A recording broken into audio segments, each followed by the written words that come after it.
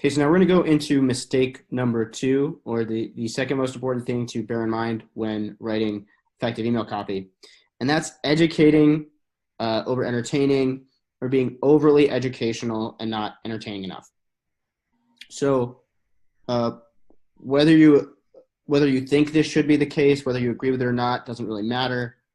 The truth is, professional athletes and A-list actors, Hollywood actors, make way more money than teachers do, than educators do. And in large part, that's because people value, the vast majority of people, not everybody, but the vast majority of people value entertainment more than they value education. Now, that doesn't mean if someone has a problem, they don't want their problem to be solved. People do and still do want their problems to be solved. They just don't want to be taught how to solve their problems. They want to be guided to the solution in an understandable way, in a consumable way, in a graspable way, in an entertaining way. So how do we do that? There's a couple of different ways. One is by using something called infotainment or edutainment, where it's kind of like a hybrid of educational and entertaining. So we do this by combining soft value with hard value.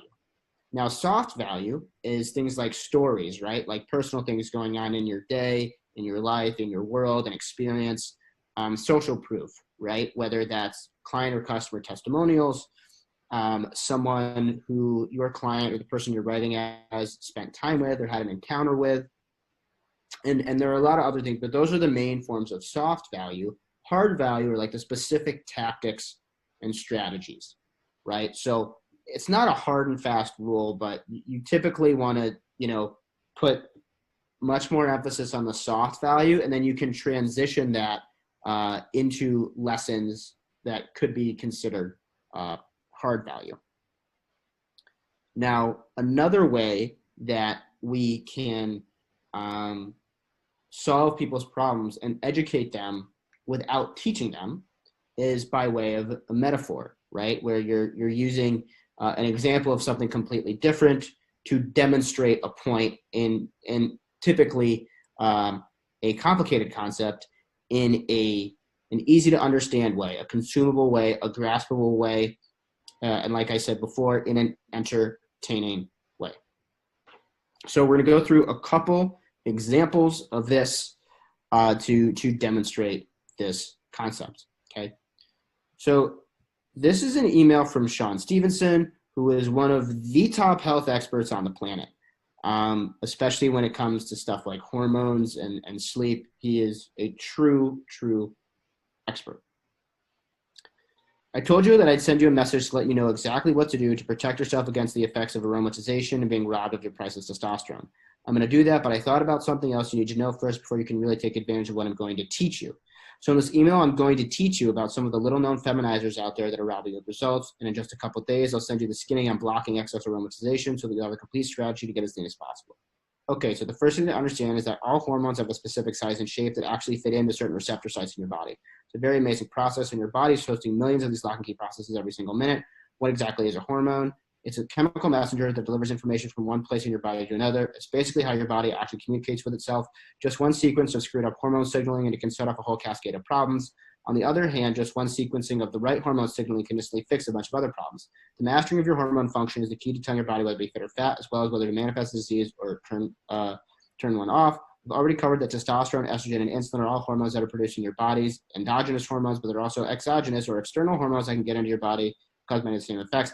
I'm not going to keep reading because it goes on like this for a while. Okay? And you guys get the gist here. Okay? Would you read this email? The answer for 99% of the population is no. Okay? Now, on Instagram, and another point here is that all of these techniques and tactics and strategies that we're sharing right now for email can also be applied to social media posts. Whether you or your client has a large presence on Facebook or Instagram or even actually YouTube video descriptions. You can apply all of these things we're talking about and going over with you here to those social media platforms as well. But on Instagram, I think the character limit is I want to say it's 2,200 characters for a caption. It's either 2,200 or 2,300. Regardless, that comes out to about, I think it's between 300 and 350 words. So typically you want your emails to be, especially if you're, doing more of the personal brand building stuff, between, 150 to about 325 words, 250 to 325 if you have like a lot of value. They can be a little bit longer if you've got really, really good value and a great story to tell. But typically you want to stay in that range, right? So just because of the length of this email alone, most people probably aren't going to read it. The other thing I want to point out here is never mention the nitty gritty details of something like this when you're going into, endogenous versus exogenous hormones. And, I'm a health and supplement nerd, so like I get it, but most people, they're not going to care about that, right? Now, one thing that there is something that Sean actually set himself up here for to have an incredibly effective and strong email. Okay. Now, he mentions how hormones and their receptors are basically a lock and key process. He then also mentions that the mastering of your hormone function is the key to telling your body whether to be fit or fat. So what I would have done if I were in his position and writing this email is I would delete 3/4 of the email. I would delete 75% of it. And I would focus and so it would be down to about 300 words total, and focus the whole email on the metaphor of the lock and the key, how mastering your hormone function is the key to unlocking the body of your dreams, is the key to unlocking the leanest, healthiest version of yourself, as opposed to going through all of the science and using what, I get it because I used to be a health coach and I'm a health and supplement copywriter, but most people, the language that most people won't understand, and even a lot of fitness people won't necessarily understand or even care to know. So if you keep making this mistake that Sam's illustrating here, and you keep writing emails in this fashion, that, as Sam mentioned, for 99% of people, it's going to be overwhelming and it's going to be too much. How long do you think these people are going to stay on your list? And if you're constantly giving people this feeling of, man, this person's always overwhelming me, this stuff's not consumable. I mean, I like what he's talking about, but I can't really follow what he's saying. Then similar to in mistake number 1, where you're oversharing and making it all about you, here, by going so deep on the nitty-gritty details, you're also alienating the reader. A big common theme that you'll see across these mistakes is if you continue to make them, ultimately what you're doing is making the person feel like they don't belong, right? Or feel like this isn't the right place for them.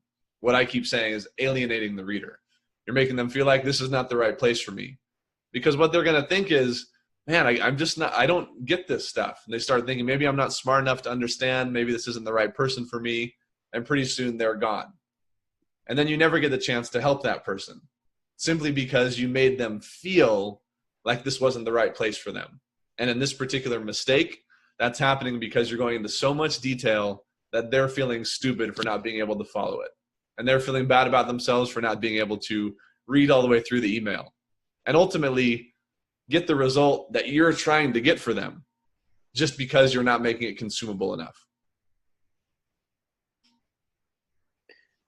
100%. Another thing to bear in mind here with this email is that, and this is true whether you're writing email copy, whether you're writing long form sales copy, whether you're writing blog posts, it doesn't matter. Contrary to what you might think, the vast majority of people, this includes college-educated people, read between a 5th and a 7th grade reading level. Okay? I'll say that again. The vast majority of people, including college-educated people, read between a 5th and 7th grade reading level, which means you want to simplify your language as much as possible. And, talking about, one sequence of screwed up hormone signaling can set off a whole cascade of problems, and mastering, your hormone function because of, to fight off the feminizing effects of excess aromatization with endogenous and exogenous hormones, most people are going to be like, what the heck are you saying? You're just talking right over my head. I feel dumb now. I'm not going to listen to you. When the reality is, everything that this person has is outrageously valuable and can literally change every person on the planet's life. But if it's not communicated in a way that people can receive, that people can grasp, consume, and understand, you could have the greatest solution to all of the world's problems, and it won't matter. Because it won't matter if you're not able to effectively communicate that to someone so they can understand it and grasp it and consume it themselves. Yep. And it's not a matter of dumbing yourself down. No. At all. And you don't want to fall into this trap of thinking, man, I just have to talk like a fifth grader. How am I going to really be able to tell these people all these great things I have to share? We'll show you exactly how to do it in this next email. There you go. Okay. So this is an email that I wrote for Craig Ballantyne. I used to write for Craig. So this was for his millionaire morning routine, which is a digital information product to help you create a morning routine based on effective habits that could lead to millionaire success. And this is an example of how to effectively use a metaphor to educate your reader without teaching them in an entertaining, understandable, graspable, and consumable, fun way. Okay. So you need this map to become a millionaire. Imagine you're the captain of a ship. It's your responsibility to make sure you arrive at your destination. And no matter what obstacles are thrown your way, you're prepared because you have your map. If you don't have a map, how can you get to your destination? Do you think you can become a millionaire without a detailed map? You can't. You're simply guessing, hoping you end up where you want to go. The same goes for how you start your days if you want to be a millionaire. Without a detailed map, you're leaving everything up to chance. And millionaires leave nothing to chance. They know where they're going, and they know how they're going to get there. When you start your days, what do you need to do to get closer to becoming the millionaire we both know you were meant to be? Is there a call you need to make, a report or book you need to write? Without a plan, map, the whirlwinds of life can throw you off course. They can lead you away from your desired destination. They can keep you from becoming a millionaire. But with a map, you know exactly where you need to go to become a millionaire and exactly how you're going to get there. No matter what comes up, just like the captain, you're prepared. And you should be, since you are a captain. You're the captain of the ship that is your life, the ship that is your business. And as the captain, you owe it to yourself, as well as your crew, your family, your team members, to make sure the ship is headed in the right direction every single day, to ensure you get closer to becoming a millionaire, not further away. So don't leave things up to chance. Give yourself the map that'll lead to the destination of millionaire success. So a few things here I want to point out. One is that we'll go over the difference between personal brand building and direct response in another video. This is kind of a hybrid because Craig has a personal brand, but these are also promotional emails, so there are direct response elements to them. When it comes to promotional emails, so emails where you're trying to sell something, the goal of the email is just to get people to the other, whatever's on the other end of your link, right? Whether that's an application page, whether it's a video, whether it's a sales page, right, or a video sales letter. That's the only real goal here, okay? We're not focusing on the features of the program, right? That gets communicated and conveyed on the sales page, right? So in this email, I didn't say, well, you're going to be going through a set of videos that is going to show you how to create specific morning routines and habits in a very particular way, set out in a very particular sequence, done at this specific time, and there's going to be these follow-along emails and all this other stuff. The sales page is going to communicate all that information for me or for us, right? The goal of this email is just to get them to click on the link, get them excited to click on the link, which then takes them to wherever it is that you're ultimately trying to send them. Here's a mindset shift for you. This is a writer downer for sure. It's not the reader's responsibility to understand you.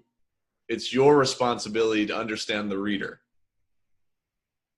And if you can if you can really internalize that and stop thinking that, man, why don't people get what I'm saying?